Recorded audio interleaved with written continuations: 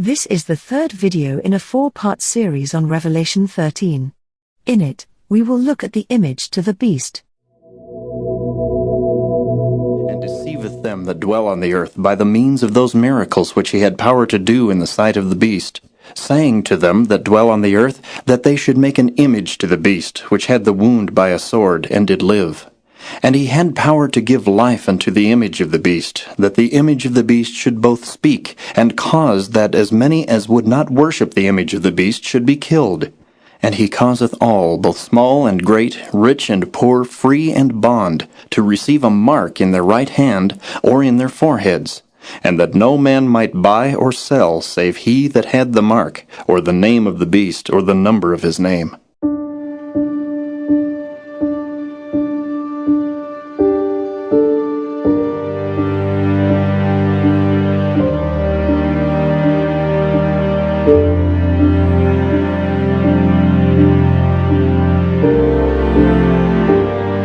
In part 1 of this series, we looked at a leopard-like beast that arose from the sea. This beast is the papacy. We discussed the healing of its deadly wound, its presumptuous nature, and the real power lurking in the background. In part 2 of the series, we saw a second beast rising up from the earth. With earth being antithetical to sea, the second beast comes in an underpopulated region. We have shown that this second beast is the United States of America. We saw the prophetic dichotomy used to show inconsistencies between what the United States professes and what it practices. We saw an example of the diplomacy used to tear down the middle wall of partition between church and state. In this video we will look at the net result of this form of diplomacy and the creation of an image to the beast. The shift between verse 14 and 15 is stark. Verse 14, deceptive miracles are used to project an image of the beast. In verse 15, sufficient power is garnered to cause death to all who refuse to worship the image of the beast. Verse 15 is honing in on religious persecution. And seeing that this second beast is the United States, religious persecution will be spearheaded by its dominant religious body, Protestant America. Herein the hypocrisy of the lamb-like horns and the dragon voice is exposed. Out of a nation of supposed guaranteed freedoms, Protestant America will garner sufficient legal authority to make all that dwell on the earth form an image to the beast. But what is the image to the beast? How is it to be formed? The Bible states that the image is made by the two-horned beast, and is an image to the first beast. It is also called an image of the beast, verse 15. To learn what the image is like and how it is to be formed, we must, briefly, revisit characteristics of the beast itself, the papacy. When the early church became corrupted, accepting heathen rites, festivals, customs, she lost the sweet influence of the Holy Spirit and the power of God. Constantine, a sun worshipper, faked his conversion, and by way of his Sunday law, 321 AD, yoked Christianity and paganism. 323 to 364 AD, at the Council of Laodicea, the church made Constantine's Sunday law church doctrine. Sunday was also declared a Sabbath and officially tagged as the Lord's Day. Sunday was coined the Lord's Day by Tertullian the lawyer and Clement of Alexandria in the 2nd century. Mark 2 verse 27, the Son is Lord of the Sabbath. Exodus 20 verse 10, but the seventh day is the Sabbath of the Lord thy God. At the Council of Laodicea, Sabbath worship was discouraged and Sunday sacredness was encouraged. Encouraged because at that time, the church didn't have the authority to enforce Sunday sacredness. The church, which had long sought the support of secular power, got its wish when in 538 Justinian I gave Rome to the Pope and shifted his seat to present-day Istanbul, Turkey. In addition to shifting the seat of government is the Justinian's imperial letter inserted in code as law. Codex Justinianus, formerly Corpus Juris Civilis, body of civil law, informally known as the Justinian Code. In Lib 1, Title 1 of the Code, Justinian addresses Pope Pius I and declared the Pope as head of all churches and corrector of heretics. The Church is given not only civil authority, but it is given the right to correct heretics. The result was the papacy, a church clothed with civil power. The corrector of heretics, an ecclesiastical body, got the authority to punish all dissenters with confiscation of goods, imprisonment, torture, and death. The papacy employed this newly vested power to further her own ends, as seen in the punishment of dissenters in its 1260-year reign. In order for the United States to form image to and of the beast, its religious power, Protestant America, must so control the civil government that the authority of the state will also be employed by the Church to accomplish her own ends. The historical record shows that whenever the Church has obtained secular power, she has employed it to punish dissent from her doctrines. Protestant churches that have followed in the steps of Rome by forming alliance with worldly powers have manifested a similar desire to restrict liberty of conscience. For example, in the 16th and 17th centuries, the Church of England persecuted its dissenters. Many, both pastors and congregants, were subject to fine, imprisonment, torture, and death. A point of objection is that the Papal Church is a single entity and hence could act in harmony in all its departments in enforcing its dogmas. But there are thousands of different Protestant denominations. It has been said that there is just too much diversity, too much division, for such a union of Protestantism to be formed so as to enforce an image of the beast, to force its doctrines on the people. To this we say, there is ecumenism. Ecumenism calls for a union on common points of doctrine. 1964. At the Second Vatican Council, the Catholic Church issued its own decree on ecumenism. The document was called Unitas Redintegratio. The document calls for the reunion of Christendom and is similar to a previous call for unity by Pope Leo XIII in 1894. The Vatican Council called Protestants the separated brethren, separated from Rome, the Mother Church. In 1995, Pope John Paul II cites the work the Catholic Church has done with the Eastern Orthodox Church and other Christian communities. He calls for sustained ecumenical commitment both locally and internationally. The papacy has a long-standing tradition of accommodating world leaders, but there has been significant outreach to Christian and non-Christian faith. Consider the following pictures. Here we see the Pope with a Protestant delegate, led by Kenneth Copeland and Tony Palmer. Here is a picture of the world with a wider body of Protestants, the World Council of Churches. And to show that this is not just a diplomatic mission, here is the Pope worshipping with evangelicals. This is Pope Francis with a Southern Baptist delegate. Here is the Pope with Pentecostal leadership. Pope Francis with the Methodists. And with non-Christian faiths, here is the Pope with Taoists. The Pope with Buddhists. Here is the Pope with a Jewish rabbinical delegate. Pope Francis is seen here with Hindus. The Pope prays with Islam. Rome is on an ecumenical drive. For the maturation of Protestant ecumenism, the separated brethren, the Protestants, must unite on common points of doctrine. Chief among these is the conscious state of the dead and the immortality of the soul. This is the foundation and superstructure of spiritualism. This is a common thread in not only Christian communities but also non-Christian faiths. The conscious state of the dead and the immortality of the soul is one of the means by which the papacy is yoking with faiths like Islam, Buddhism, Hindus, Judaism, and Taoism. Recall, Ecclesiastes 9 verse 5, the dead now not anything. Another common thread between Christian faiths is the doctrine that the first day of the week is the Christian Sabbath.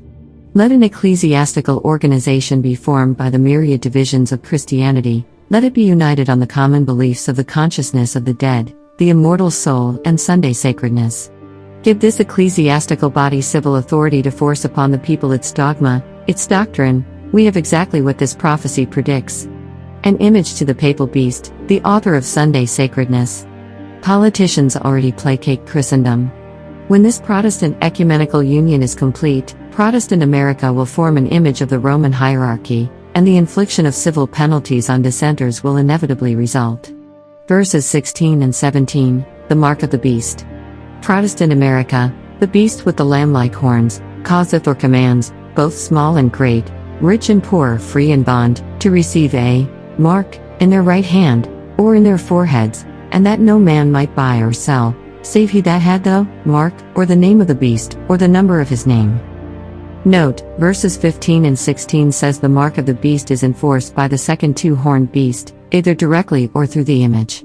Those who refuse to receive the mark will be penalized. Dissenters lose all social privileges, a deprivation of the right to buy and sell.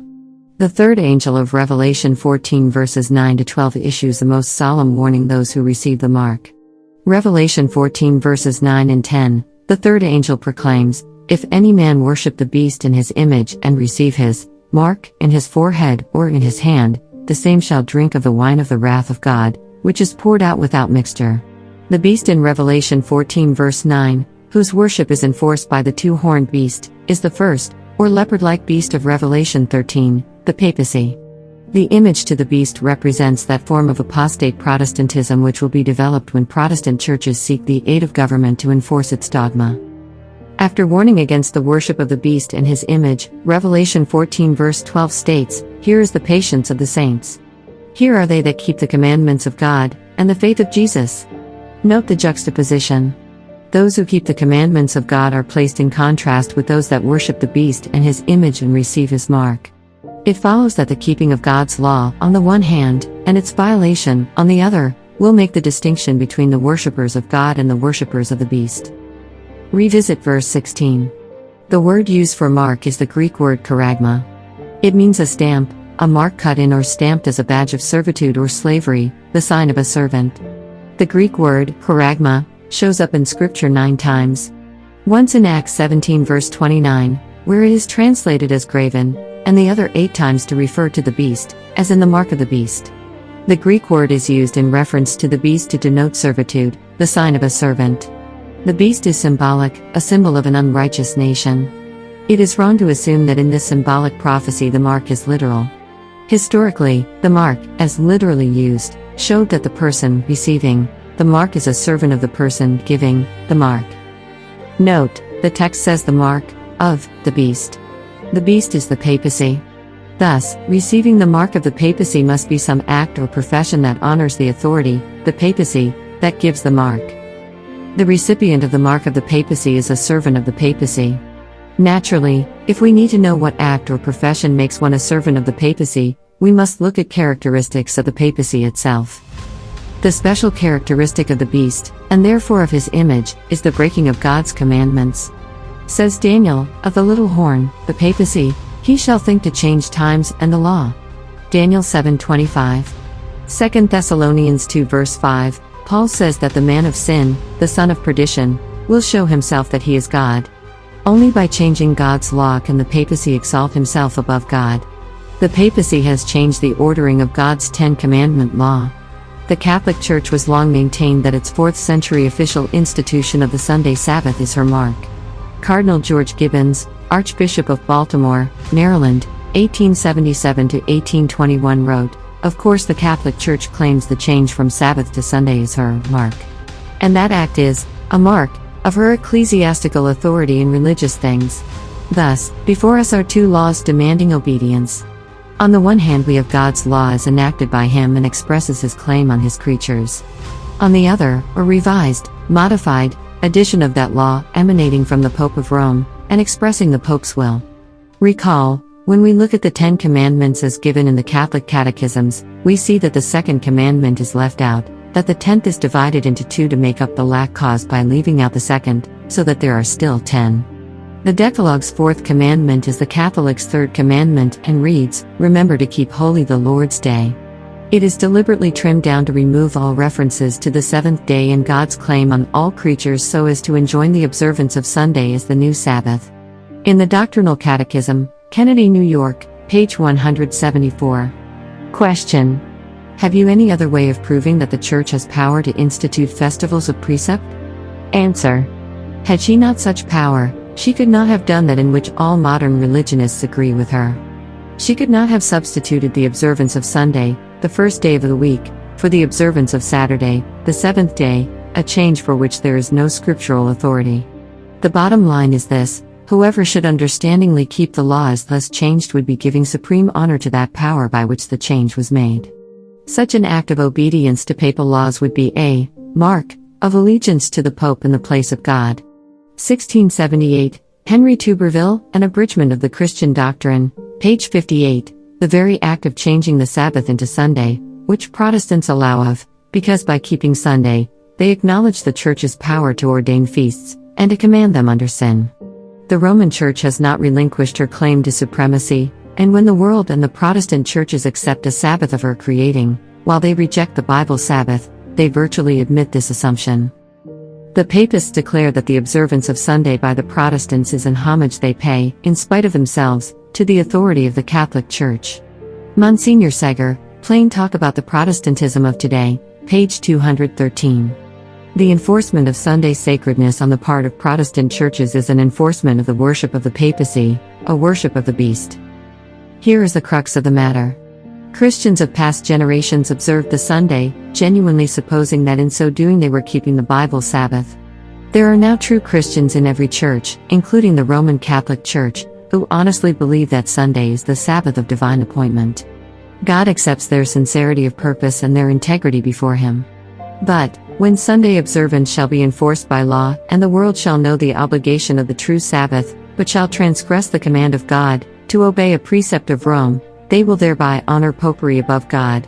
As men then reject the institution which God has declared to be the sign of His authority, and honor in its stead that which Rome has chosen as the token or mark of her supremacy, they will thereby accept the sign of allegiance to Rome. They will receive the mark of the beast. And it is not until the issue is thus plainly set before the people, and they are brought to choose between the commandments of God and the commandments of men, that those who continue in transgression will receive the mark of the beast. I repeat, when the issue is plainly set before the people and men choose to obey the commandments of men, they will receive the mark of the beast. Verse 16. Apostate Protestantism caused men to receive a mark in their right hand. The Greek word, chair, is translated as hand. It also means instrument or tool. We should be thinking of work. Hence, the mark of beast, an enforced Sunday law, a transgression of God's law, is received without an intellectual ascension. This group does not believe that Sunday is sacred, but they need to get or keep a job, to buy and sell, to trade. Then there is another group that receive the mark in their foreheads. The Greek word for foreheads, metopon, comes from a Greek root meta, that properly denotes accompaniment, like a musical accompaniment, musical part which provides the rhythmic and or harmonic support for the melody. We should be thinking about being in lockstep and complete agreement. Hence the mark in the forehead is an intellectual ascension, harmony with the dictates of the papacy. This has a stringent belief in the sacredness of the man-made Sabbath and often declare that the law is done away with. This group wholly embraced the Sunday law. Sunday laws? Nonsense. Actually, it is not. Sunday or blue laws exist in these United States. Some have existed before the Constitution was written. Here in New York, some of the blue laws were formed in 1656, when there was a Dutch colony here. Practically every state has a Sunday or blue law, either on the state or county level. For example, over in New Jersey, the Sunday law prohibits the opening of car dealerships on Sunday. To be precise, the exact law is Title 2C.